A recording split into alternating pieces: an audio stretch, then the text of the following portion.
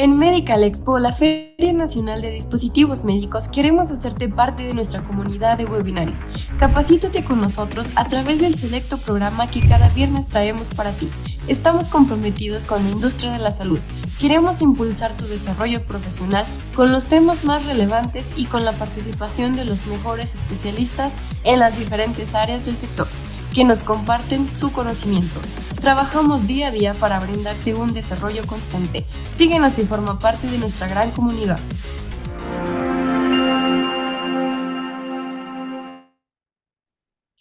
Hola, hola, buenos días, estimada comunidad Medical Expo. ¿Cómo están el día de hoy? Mi nombre es Marilyn Ramírez y les doy la bienvenida. Me da mucho gusto saludarlos otro viernes de webinarios en Medical Expo. Agradecemos mucho que nos estén saludando en el chat. Nos gusta mucho leer de dónde nos están escribiendo, de dónde están conectados. También les recordamos que el chat va a estar abierto por si gustan hacer alguna pregunta o tienen alguna duda respecto al tema. Pues ahí va a estar el chat para que puedan colocarlas. Hoy tenemos una invitada muy especial. Antes de presentarla, bueno, voy a darles los avisos que ya tenemos abierto nuestro registro para la 7ª edición de Medical Expo. Recuerden que son los días 29, 30 y 31 de octubre. La cita es en el World Trade Center de Ciudad de México, así que los invitamos a que hagan su registro. De esta manera van a poder obtener su cortesía de ingreso. Vamos a estar compartiendo información en el chat. Vamos a estarles compartiendo el link de registro para la 7ª edición. También nuestras redes sociales, las redes sociales de nuestra invitada. Entonces, para que ahí estemos también interactuando. Y bueno, pues vamos a pasar a presentar a nuestra invitada el día de hoy. Ella es la doctora Angélica Barros Hernández. Es especialista en urgencias médicas pediátricas, es profesora de la Universidad Nacional Autónoma de México y la Universidad de Guadalajara. Labora actualmente en el Centro Médico Nacional de Occidente, UMAE Pediatría, y en el Hospital Civil de Guadalajara, Fray Antonio Alcalde. Y hoy nos visita representando el grupo médico pediátrico Petidiatri. Es una empresa de médicos subespecialistas en pediatría. Tienen más de 6 años en el ámbito de la medicina pediátrica privada. Cuentan con el servicio de traslado de pacientes pediátricos en ambulancia terrestre y aérea, así como también la capacitación en cursos, dan capacitación en cursos de primeros auxilios para padres, maestros y principalmente profesionales de la salud. Y toda persona cuidado de un niño. Entonces le damos la bienvenida a la doctora Angélica. Hoy nos acompaña con el tema de abordaje de vía aérea en pediatría, los retos en urgencias. Buenos días, doctora, ¿cómo está? Hola, muy buenos días. ¿Bien ustedes? Muchas gracias por la invitación. Y bueno, pues vamos a empezar con este tema tan importante en los servicios de urgencias. Adelante, doctora.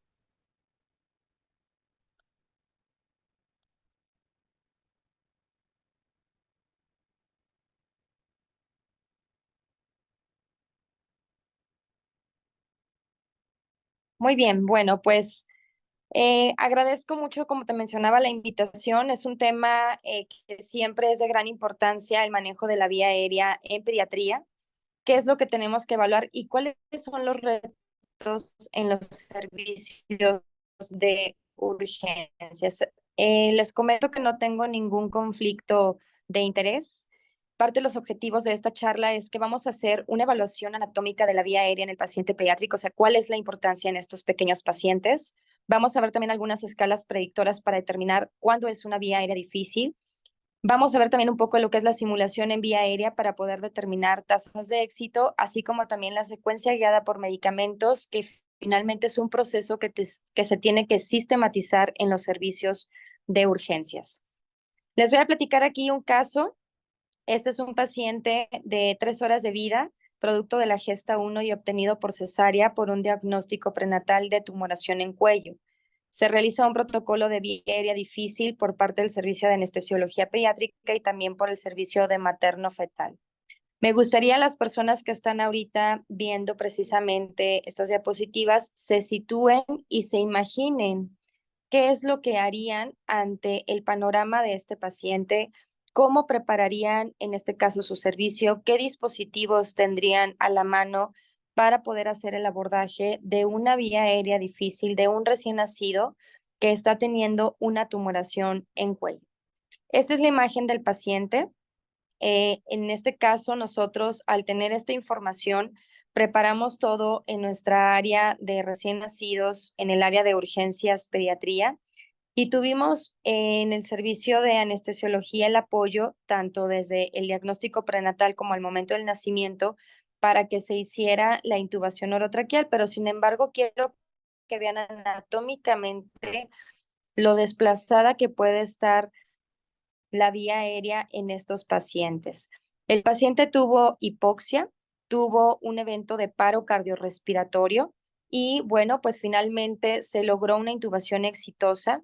Sin embargo, sí es muy importante y les pongo este caso como preámbulo para que nosotros tengamos noción de todo lo que tenemos que tener listo con estos pacientes. ¿Qué es lo que tenemos que preparar? Tenemos que estar preparados con un kit para vía aérea difícil, conocer protocolos para el manejo de la vía aérea, así como también tener un equipo multidisciplinario, no solamente en el servicio de urgencia, sino también un apoyo con el parte del servicio de neumología, el servicio de neonatología, así como también si es un paciente mayor con terapia intensiva pediátrica y anestesiología pediátrica. En caso que lo requiera, también el servicio de otorrinolaringología. Es importante que conozcamos las diferencias anatómicas del paciente pediátrico, así como también conocer la fisiopatología respiratoria de todos los pacientes pediátricos, tanto recién nacidos, lactantes, pre y escolares. Recordemos rápidamente que antes del nacimiento, los pulmones no van a participar en el intercambio gaseoso. Sin embargo, también acuérdense que aquí los sacos alveolares están llenos de líquido y una vez que el paciente nace, el flujo pulmonar aumente, que el conducto arterioso se cierre y que entonces el paciente comience a respirar por sí solo. Pero ¿qué pasa cuando hay una obstrucción, como en el caso de este recién nacido? Pues nosotros tenemos que apoyar para evitar complicaciones. En la evaluación anatómica de la vía aérea del paciente pediátrico tenemos una clasificación. Dentro de las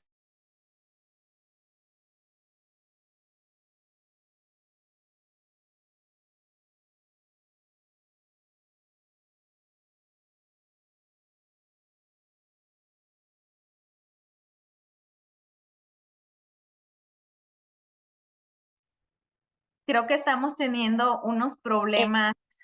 en la Ya se recuperó la conexión. no se condición.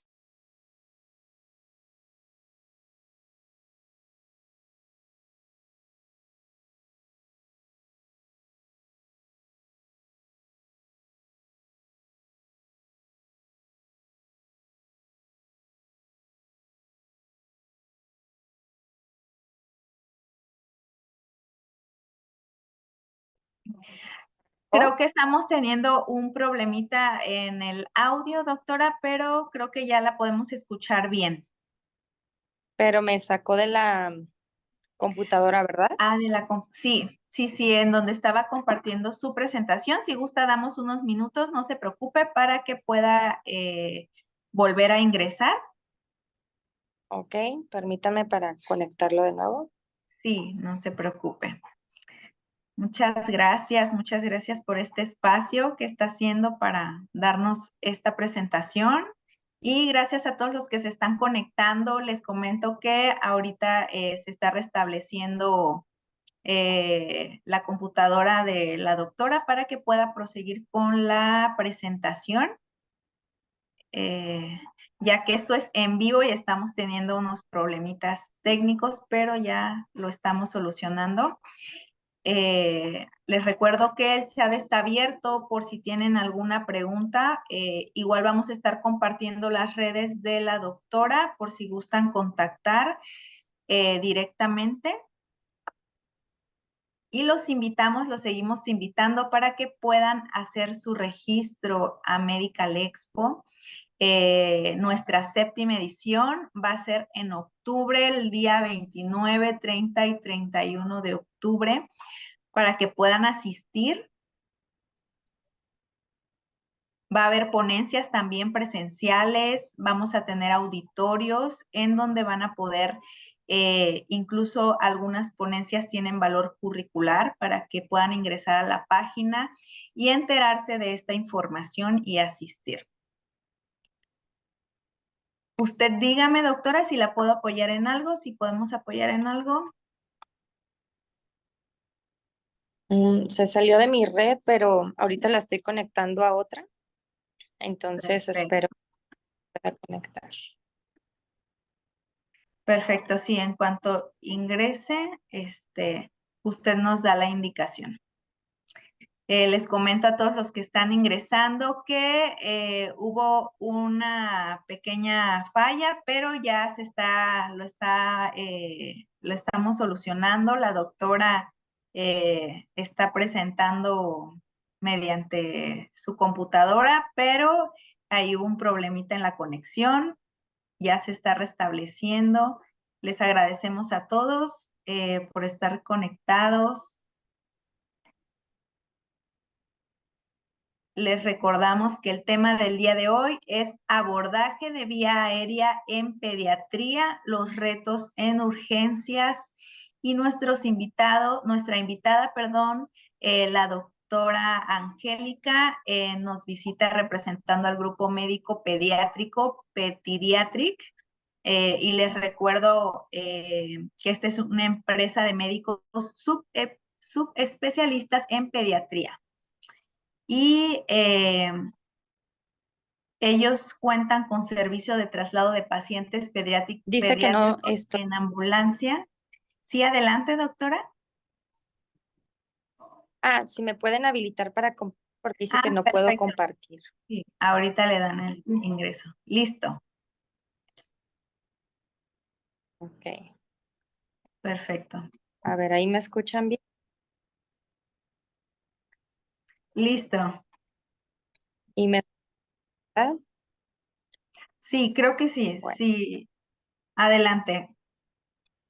Gracias. Entonces les comentaba, perdón, que tenemos vía aérea difícil anticipada cuando sabemos que es un paciente por datos clínicos de que es una vía aérea difícil, como los síndromes dismórficos, la vía aérea difícil no anticipada o no prevista, que se va a definir como una vía aérea difícil que aparece tras la inducción anestésica en ausencia de una ventilación espontánea. Esto es muy importante que lo tengamos en consideración. Una vía que está alterada o sospechosa es aquel paciente que clínicamente no tiene alguna alteración anatómica, pero tiene alteraciones fisiológicas respiratorias o con antecedente de la manipulación de la vía aérea que haya sido de difícil acceso. Y por último, la de una vía aérea normal.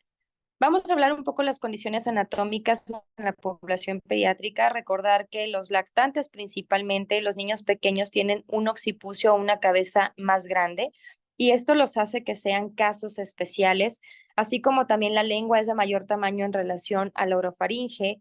La epiglotis va a tener una forma de omega en el 50% de la población.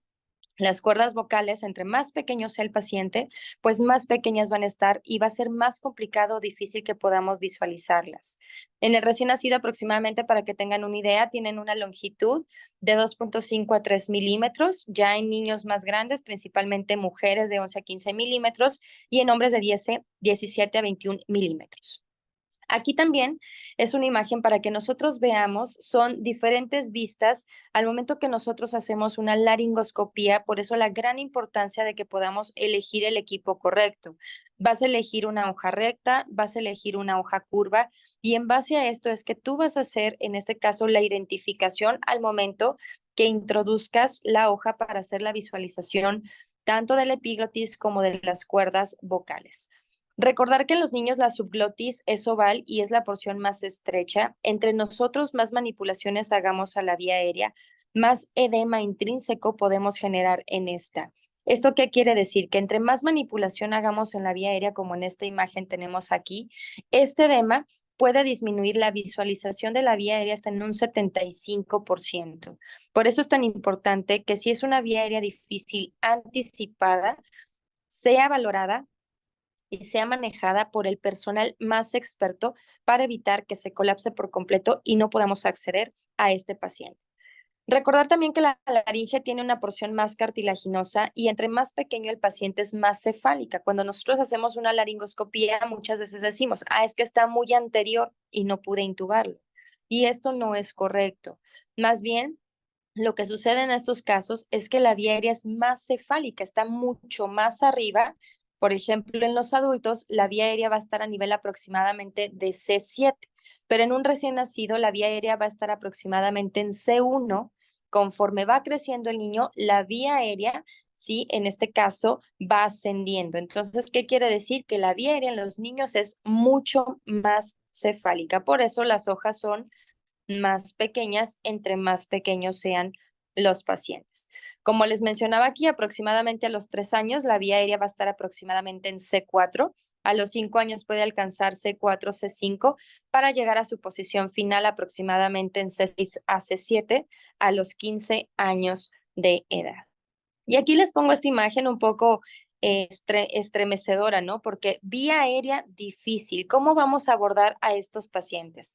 Recordar que tenemos que hacer siempre un sample y no podemos omitir, ¿sí? Saber los antecedentes y la historia clínica de mi paciente para que yo pueda determinar si se considera un paciente grave con una vía aérea difícil anticipada.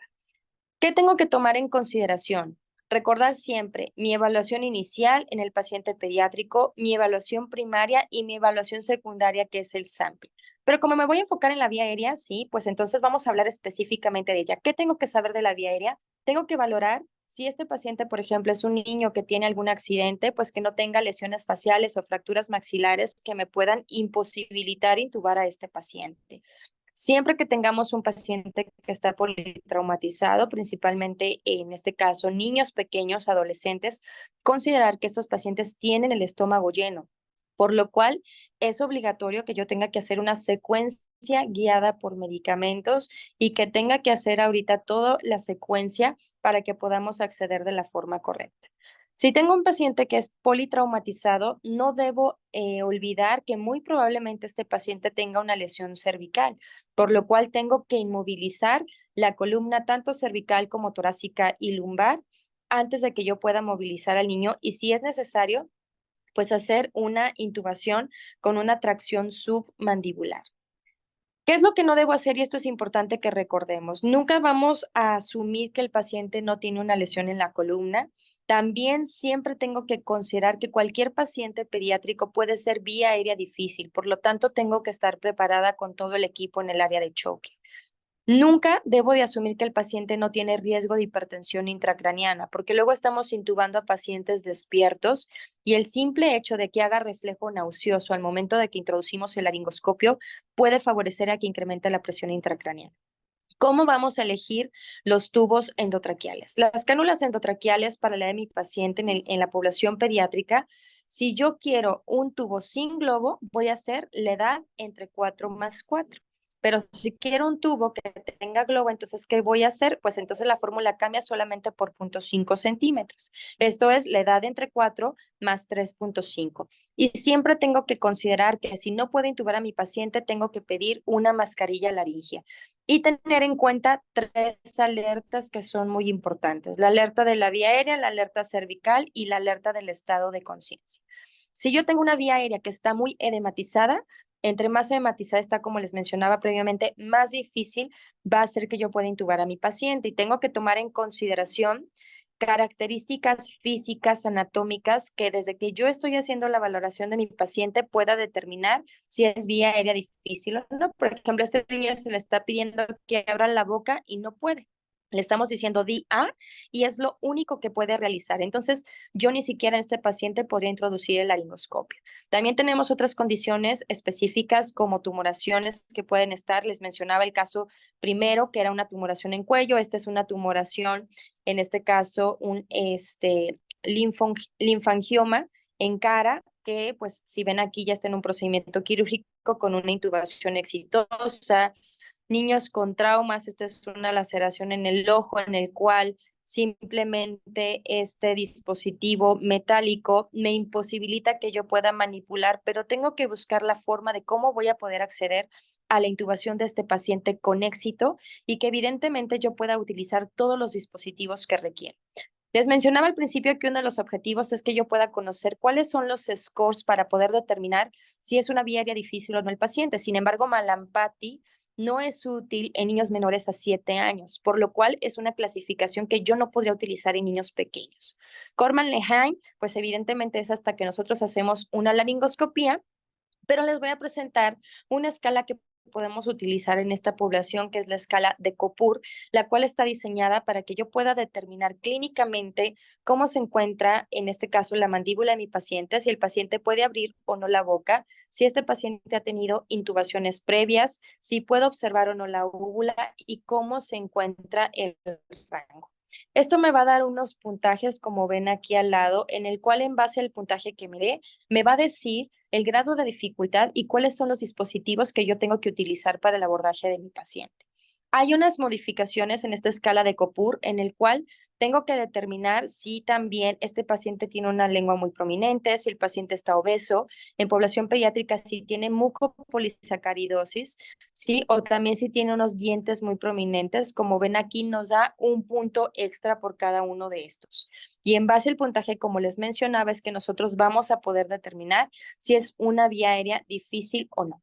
Tenemos este artículo recientemente que se publicó de anestesiología, bueno, no tan reciente, 2016, pero en realidad el Vortex ha sido diseñado para que nosotros podamos identificar cuántos son los máximos intentos que podemos otorgar a un paciente con vía aérea difícil, qué abordaje vamos a realizar, y nos dice muy importante aquí que no se nos debe de olvidar que al menos un intento debe ser efectuado por el clínico con más experiencia en un paciente que tiene una vía aérea difícil. ¿Qué tengo yo que preparar? Tengo que nosotros identificar clínicamente las manipulaciones que puedo hacer en mi paciente, cabeza y cuello, laringe, qué dispositivo voy a utilizar. Necesito no algún coadyuvante, el tamaño, el tipo, tener todo preparado, tener todo mi equipo de aspiración y flujo de oxígeno, así como también determinar si voy o no a relajar a mi paciente, porque sabemos que si relajo a mi paciente y no puedo intubarlo, entonces ahí sí todos vamos a correr. ¿Esto qué significa? El Vortex es más que un dispositivo, sino más bien una herramienta que nos ayuda para que nosotros podamos avanzar. ¿Lo puedo ventilar? Muy bien. Si lo puedo ventilar, seguramente lo puedo intubar, pero si no lo puedo ventilar, tendría que pensar en otros dispositivos como y no dispositivo de mascarilla laringea, entonces estaríamos en serios problemas. Muy importante, como les mencionaba, la evaluación de la vía aérea y específicamente en la población pediátrica. Si ya hicimos una evaluación y considero que este paciente ya tengo todo listo, ya preparé todas mis intervenciones, tengo toda mi monitorización también completa, así como también ya tengo el personal que me va a apoyar. Entonces, ahora sí también lo que hace precisamente Vortex es que prepare todas las intervenciones, prevenga la hipoxia, recordar que la hipoxia es la primera causa de paro cardiorrespiratorio en la población pediátrica, y también promueve el trabajo en equipo, asignar roles, porque luego pasa que estamos corriendo y no sabemos qué función es la que tenemos que hacer en el área de choque o en una situación de desastre como el no poder abordar una vía aérea difícil. Si en caso de que nosotros no podamos hacer el abordaje, tenemos que pedir ayuda, tenemos que asignar quién va a ser la persona que va a estar al lado con nosotros y tener también siempre, en este caso, un kit que nos apoye para que nosotros podamos hacer el abordaje de una vía aérea difícil. Si ven aquí este kit de rescate cervical pediátrico, lo que toma en consideración es que pues tengamos un kit con todo con todo el equipo desechable para hacer una crico de urgencia y que podamos hacer el abordaje de la vía aérea. ¿Qué es importante que nosotros tomemos en consideración con estos pacientes?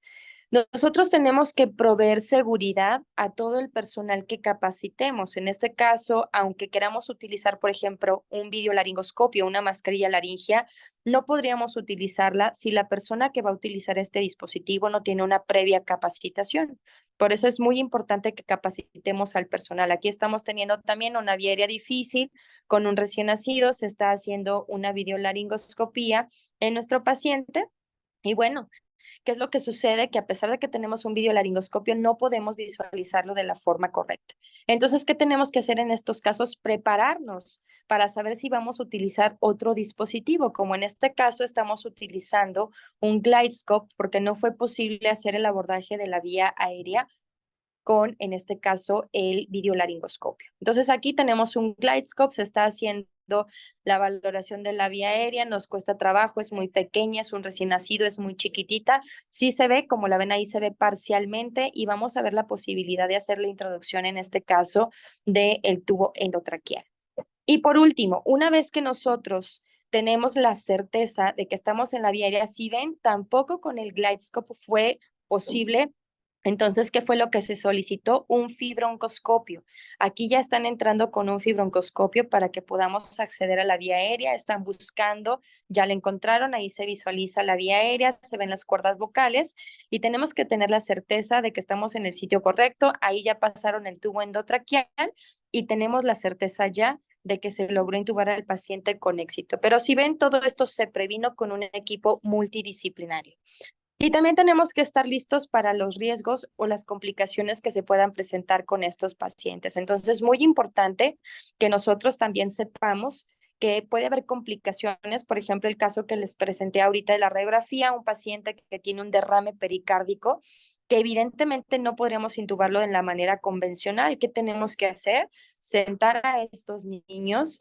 En este caso, si ven, el niño no está completamente dormido, tiene ventilaciones espontáneas y es parte del protocolo y de los algoritmos de vía aérea difícil. Si yo tuviera este paciente completamente dormido, sedado, anestesiado, sería mucho más difícil que yo pueda acceder a la vía aérea. Ahí estamos haciendo una intubación con el paciente sentado con éxito y vamos a proceder a la ventilación.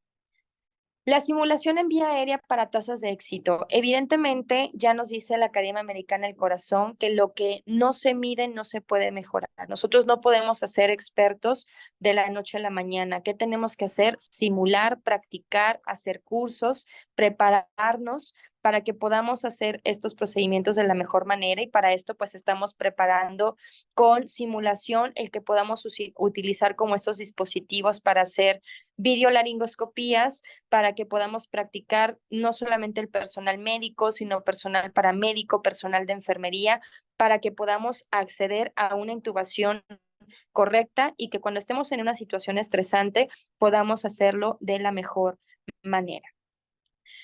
También cuando fue pandemia, pues practicamos mucho, ¿no? Con los residentes, con el personal de los servicios de urgencias, practicamos cómo intubar a pacientes que sospechosamente pudieran haber tenido COVID o positivos a COVID. Seguimos practicando. Nosotros aquí tenemos el Centro de Simulación para la Excelencia Clínica y Quirúrgica, así como también ya el nuevo Centro de Simulación por parte de la Universidad de Guadalajara, pues donde estamos practicando constantemente. Y aquí, pues si ven, esta doctora que se encuentra practicando en la intubación con videolaringoscopio en un simulador, pues lo lleva a práctica en la vida real con un paciente. Es la misma doctora y pues evidentemente nosotros tenemos que capacitar a todo el personal para hacerlo mejor en el abordaje de la vía aérea pediátrica. Les comento que también como recordatorio, la simulación en la educación médica nos sirve también como plataforma para la educación médica continua y esta finalmente va a proveer que todos los profesionales en la salud tengamos la oportunidad para conocer principalmente nuevos avances y procedimientos que favorezcan la exploración de diversas áreas con deficiencia en competencias y que nos provea de poderosas herramientas de intervención para mejorar nuestras habilidades. O sea, nosotros tenemos que estar en continuo entrenamiento para el beneficio de nuestros pacientes. Como les decía, lo que no se mide, pues no lo podemos mejorar. Por eso es tan importante que sigamos practicando. No olvidar cuáles son las indicaciones para que yo intube a un paciente pediátrico. Si el paciente tiene estado de choque, si mi paciente neurológicamente tiene un score de Glasgow menor a 9 o llegó con 15, pero en una hora se deterioró 2 puntos, tengo que intubar a mi paciente. Si el paciente tiene insuficiencia respiratoria o cardiorrespiratoria, o si tengo que proteger la vía aérea de vómitos, secreciones, también es una indicación, así como también la obstrucción de la vía aérea por trauma, quemaduras en cara o cuello. Nunca debemos retrasar la intubación del paciente porque recordar que la hipoxia es la primer causa de paro cardiorrespiratorio en la población pediátrica. Por lo tanto, es súper importante que hagamos un abordaje temprano y que siempre preveamos todas las posibles complicaciones que se pueden presentar en nuestros pacientes. Y de manera recordatorio, la secuencia guiada por medicamentos es importante que nosotros recordemos que es un proceso mediante el cual agentes farmacológicos como agente inductor y relajante muscular los vamos a administrar de una manera rápida para poder hacer, en este caso, la intubación orotraqueal. ¿Cuáles son las ventajas de que yo lo haga de esta manera? Pues que no voy a incrementar la presión intracraneal, no voy a incrementar la presión intraocular, voy a disminuir la liberación de catecolaminas plasmáticas y el momento que también yo lo hago de la forma correcta va a haber una abolición de los reflejos protectores y tengo que estar preparada para cuando esto suceda.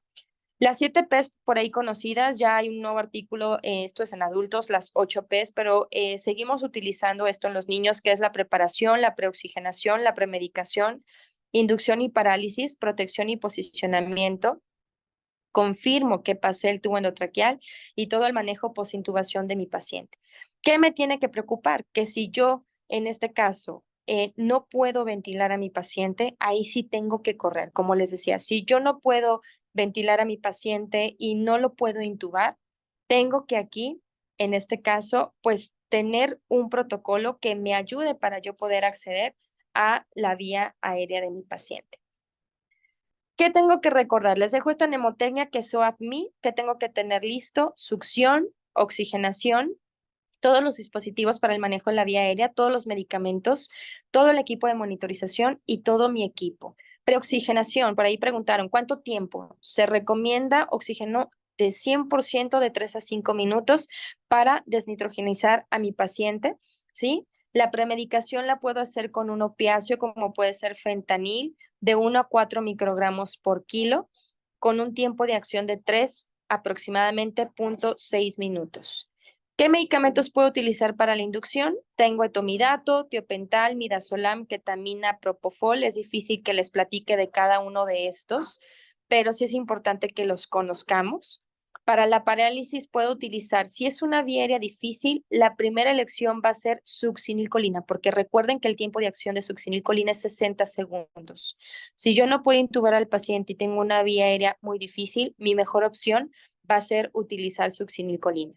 Posiciono a mi paciente, protejo la vía aérea, ¿sí? Una vez que yo tenga esto, algo que les quiero decir es, maniobra de Selig está proscrito. No pidamos, ¿por qué? Porque si yo le digo, dame Selig, ¿qué pasa?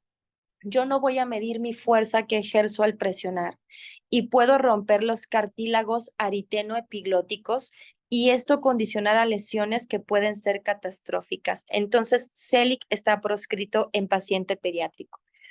Corroboro, pasó al tubo endotraqueal, ya hice la intubación de mi paciente y la persona que está en la vía aérea está confirmándote que vio las cuerdas vocales, que vio la epiglotis y que en este caso ya pudo pasar el tubo endotraqueal pues por el sitio correcto, ¿no? Entonces confirmo, compruebo que el tubo endotraqueal está en el sitio correcto. Ahí estamos viendo la epiglotis.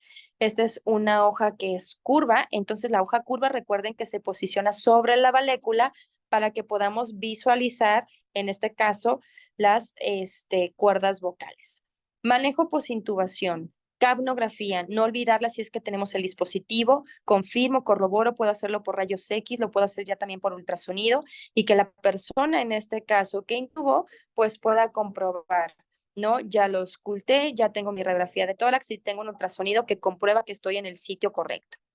Existen gran cantidad de dispositivos que puedo utilizar para vía aérea difícil, hay muchos. ¿Cuáles diría que utilicemos? El que tengamos. No tenemos ninguno, por lo menos tengamos mascarillas laríngeas, que esto puede salvarle la vida a cualquier paciente que tenga una vía aérea difícil. Hay estas cartas, este es un artículo mucho más reciente, en el cual nos dice qué es lo que tenemos que hacer. Estas cartas nos dice, si tienes una vía aérea difícil, en este caso, lo que tienes que hacer, pues, es intubar a tu paciente. Si no se puede con un tubo convencional, utiliza un videolaringoscopio, utiliza dispositivos supraglóticos como la mascarilla laringea. No es posible, utiliza entonces un fibrobroncoscopio para que puedas acceder a la vía aérea. Les dejo otro caso clínico. Este es un masculino de 12 años de edad con sospecha de Prader-Willi. El paciente con un peso de 140 kilos llega con insuficiencia respiratoria. Si ven, cada vez también vemos niños mucho más grandes y bueno, una intubación difícil. Ahí tuve que subirme a la camilla para poder acceder a la intubación del paciente. Lo hicimos con un videolaringoscopio y apoyo de muchos personal, en este caso, que me apoyó para poder hacer la intubación del paciente. ¿Qué les dejo como conclusiones? Conocer al paciente va a permitir limitar riesgos y detectar oportunidades para un mejor manejo. El trabajo en equipo siempre va a ser la clave de éxito en estos casos. Importante que conozcamos nuestras limitaciones. Esto va a hacer que perdamos tiempo, porque luego creer que lo sabemos todo, que podemos hacerlo todo, nos hace que perdamos tiempo valioso para el paciente. Eso es lo que no tenemos que olvidar. Siempre usar escalas predictoras de vía aérea difícil. Práctica, práctica y vuelve a practicar. Esto es muy importante, igual a simulación. Y bueno, pecar también de desconfiado es mejor que creer que lo sabemos todo y equivocarnos, ¿no? Esto puede costar la vida de un paciente, por lo cual siempre yo considero que sigamos aprendiendo y que sigamos practicando.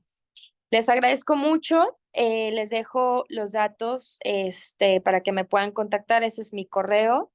Y pues estoy abierta a sus dudas, que seguramente habrá algunas personas que quieran preguntarnos algo. Muchas gracias. Gracias a usted, doctora Angélica, por su tiempo, por compartir su conocimiento con todos nosotros. Un tema muy interesante, importante para todos los profesionales de la salud y todos los que tienen a su cuidado a un niño también. Estamos dejando sus datos en el chat por si desean contactar a la doctora directamente, al grupo médico pediátrico Petidiatric. Y pues recuerden que ellos dan capacitación para primeros auxilios. Entonces, pues agradeciéndole mucho a la doctora, a ustedes también que están conectados en este webinario. Vamos a pasar a la sesión de preguntas y respuestas. Quiero leer algunos, antes de empezar con las preguntas, quiero leer algunos saluditos que nos enviaron, de dónde nos están viendo. Están conectados de Iguala Guerrero. Saludos a Carlos Arturo, también Fabiola Ortega desde el Estado de México, y Nelson Castro, que nos ve desde Guatemala. Y a todos los que están sintonizando, pues muchas gracias por estar aquí cada viernes con un tema nuevo. Ahora sí vamos a pasar a las preguntas y respuestas. Nos dice, doctora, ¿usted da cursos y dónde para externos? Sí, damos cursos, estamos en Guadalajara, entonces me podrían enviar un correo, me podrían enviar al teléfono que les dejaron algún mensaje para que sepamos en dónde están ubicados. Si fuera factible ustedes venir o nosotros ir, podría ser una opción, o si no, también pasarles a lo mejor algunas personas que den cursos en donde ustedes se encuentren para que puedan pues acceder a ellos. Muy bien, muchas gracias. Eric nos pregunta, ¿cuánto tiempo de preoxigenación? Sí, les comentaba que es de 3 a 5 minutos con el 100% de FiO2. Entonces, pueden ustedes preoxigenar al paciente durante este tiempo, 3 a 5 minutos, corroborando si tienen un blender que tenemos una fracción inspirada de oxígeno al 100%. Muy bien. Tenemos comentarios también. Nos dicen, doctora, aquí en el IMSS aún se usan Celic y la hipersión. También nos dice maniobra de Socorro, nos dice maniobra de Selig. Efectivamente, lastimamos al pediátrico al hacer presión, pero algunos médicos la siguen utilizando. Fernando Villegas nos dice, ¿qué medidas de protección cerebral le pueden dar en caso de que el paciente llegue con trauma craneal? Aquí en estos casos, si es un paciente que tiene hipertensión intracraniana o tiene un traumatismo de cráneo, bueno, las medidas son muchas, pero lo ideal, recuerden que tenemos que mantener todos los normos, normoxemia, normocapnia, normotermia. Es muy importante que mantengamos una hemoglobina idealmente por arriba de 9 gramos sobre decilitro. Hay que evitar lo que les mencionaba, que los pacientes, en el caso sí de un trauma de cráneo, que el paciente no hagamos una intubación por secuencia guiada por medicamentos, porque si está despierto y hacemos una laringoscopía, incrementamos la presión intracraneal. Y evidentemente utilizar medicamentos que nos ayuden para disminuir precisamente hipertensión intracraneal, como en este caso ya habíamos mencionado, la premedicación la podemos hacer también con lidocaína, un opiáceo, una benzodiazepina, y siempre tenemos que utilizar en esos casos el anestésico, que una excelente opción sería etomidato, así como también un relajante neuromuscular. Gracias, doctora. Tenemos otra pregunta. Dice, buenas tardes. ¿Podrían proporcionar nuevamente la fórmula para elegir el número de tubo endotraqueal pediátrico? Sí, si quieres un tubo normal que no tenga globo, es la edad entre 4 más 4. Si quieres un tubo que tenga globo, edad entre 4 más 3.5. Ok. Y Diana nos pregunta, ¿cuáles son las complicaciones más frecuentes asociadas al manejo de la vía aérea difícil? Podemos tener, en este caso, hacer una vía falsa, es las más comunes. Hacemos laringoscopías, estamos intentando intubar, no logramos visualizar. Podemos hacer una vía aérea falsa, podemos hacer fístulas traqueobronquiales. Entonces sí es muy importante que en este caso, al momento de que, bueno, además de los sangrados, el hematoma, que podamos provocar también si el paciente microaspira, neumonitis por microaspiración, pero principalmente son traumáticas, vía aérea falsa y fístulas traqueoesofágicas. Muy bien. Y tenemos otra preguntita por aquí. Nos dicen, en el caso que presento cuando hay un gran tumor en el cuello, ¿es necesario hacer algún estudio RX o tomografía para ver el desplazamiento de la vía aérea? Y nos comenta, excelente ponencia, muchas felicidades. Lo ideal, como en este caso que les presenté, es que el diagnóstico sea prenatal.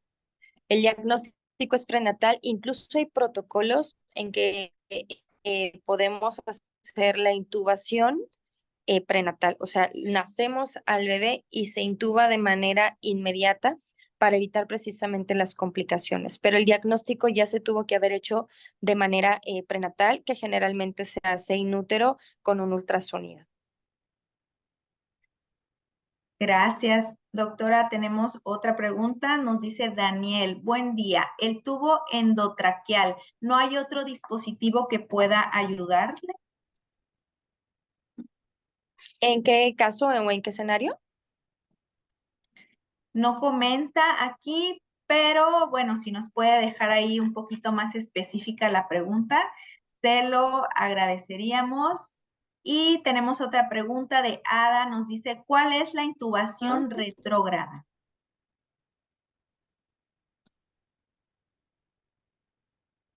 La intubación retrógrada es, pues como el nombre lo dice, ¿no? Lo hacemos al revés. Y generalmente, ¿qué es lo que hacemos? A través de la membrana cricoidea. En pediátricos no es algo que hagamos, generalmente es de adultos. Nosotros no lo hacemos frecuentemente.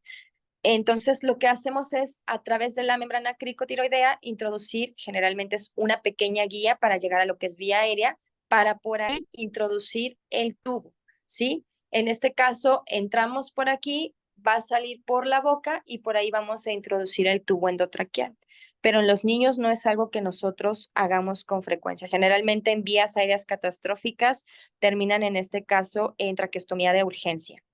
Creo que ya pusieron por ahí que se refería en la pregunta en pacientes quemados. Entonces, el abordaje de vía aérea en un paciente quemado, siempre lo ideal sería utilizar un tubo endotraqueal. Muy bien, muchas gracias, doctora. Y bueno, veo que hay otras dudas. Recuerden que estamos dejando el contacto de la doctora Angélica para que puedan contactarlos. Y bueno, tenemos otra, vamos a leer otra preguntita que dice, ¿se puede tener atelectasia por destrogenización?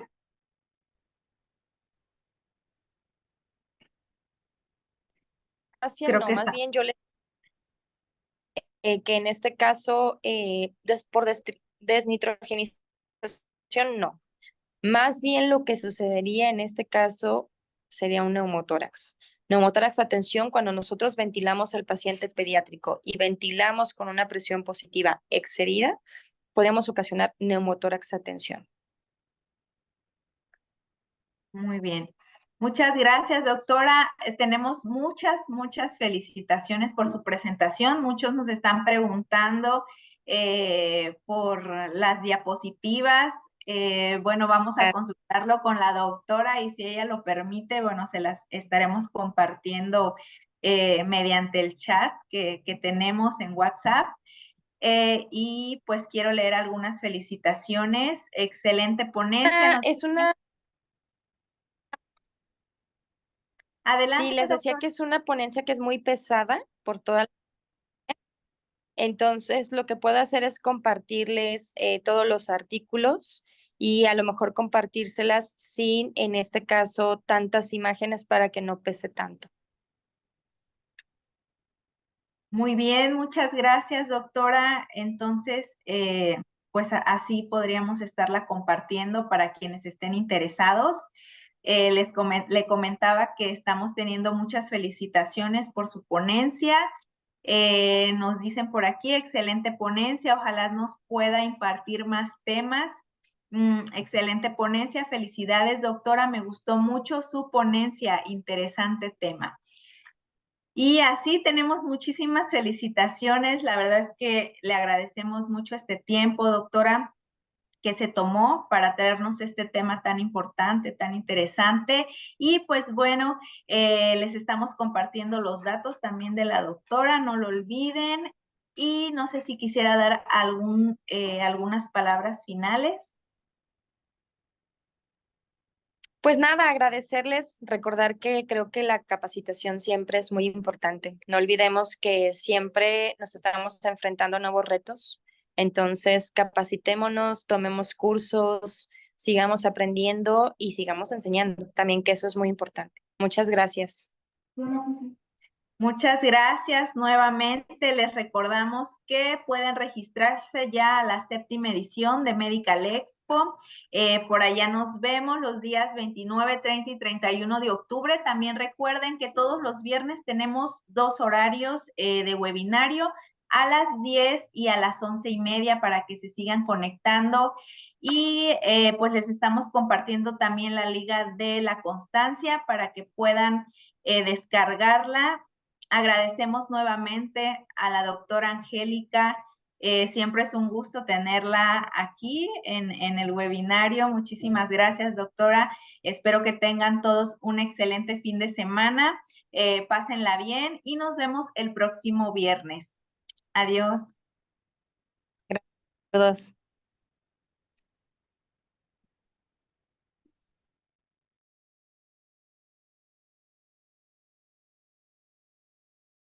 En Medical Expo, la Feria Nacional de Dispositivos Médicos, queremos hacerte parte de nuestra comunidad de webinarios. Capacítate con nosotros a través del selecto programa que cada viernes traemos para ti. Estamos comprometidos con la industria de la salud. Queremos impulsar tu desarrollo profesional con los temas más relevantes y con la participación de los mejores especialistas en las diferentes áreas del sector, que nos comparten su conocimiento. Trabajamos día a día para brindarte un desarrollo constante. Síguenos y forma parte de nuestra gran comunidad.